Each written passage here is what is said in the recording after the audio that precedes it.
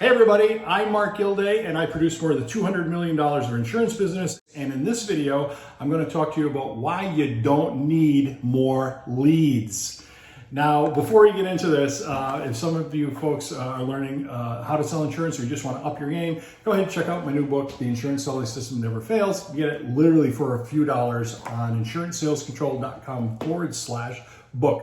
But back to the situation at hand, why you don't need more leads.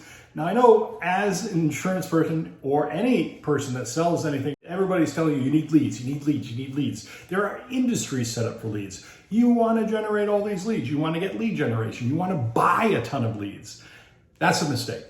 And here's why. You don't need leads because you're not set up to handle leads. So here's what I mean by that. If you take a look at some of the advertising, especially around insurance, you notice that there are companies out there that are looking for low-hanging fruit leads. These are companies like the lizard company, the Geico company, right? Now you got an emu, right? An ostrich running around. You got Flo. You got the caveman. You got this disaster anarchy guy, you know, you're in good hands with all this. You got all these people vying for your prospects' attention. And these companies are actually looking to generate leads, not selling opportunities. So let me kind of peel back that veil and explain why. When you have a large corporation like that, they have the money, the deep pockets to go after what I've always called that low-hanging fruit. This is, hey, save 5%, get a quote here. You want life insurance? Get a quote here. These companies are set up to do that. And you can tell because they're always advertising. And these companies also work on small, tiny margins. So while they can make 2 or 3% margin and make their entire company work, you probably can't live on that if you're selling insurance or anything for that matter, right? So instead of generating leads for the sake of generating leads, start focusing on leads that will convert into sale.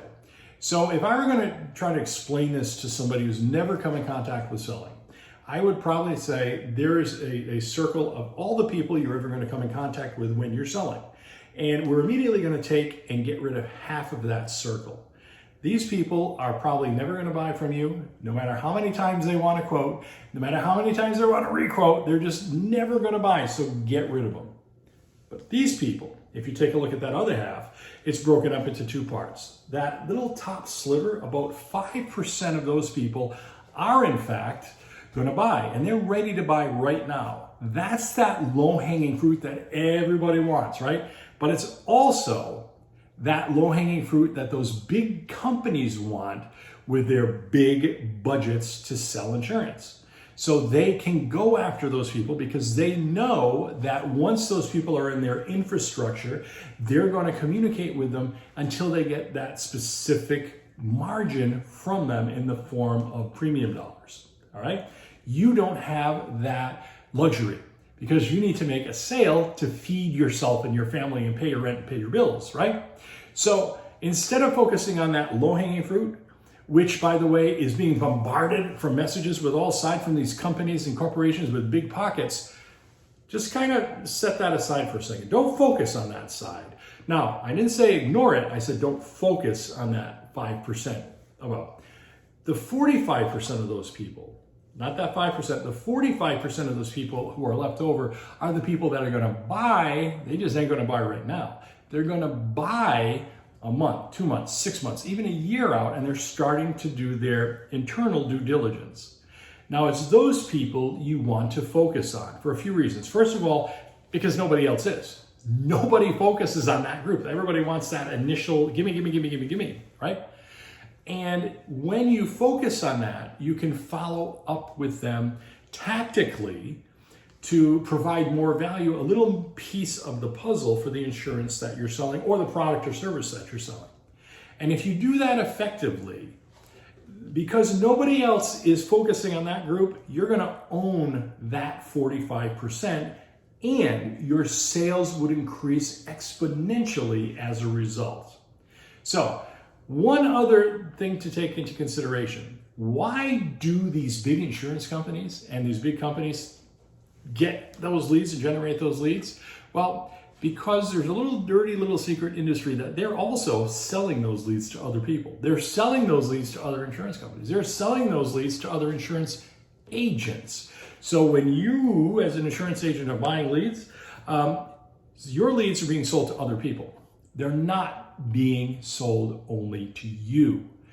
And because of that, those leads, the value is, even though it's low, is even more diluted.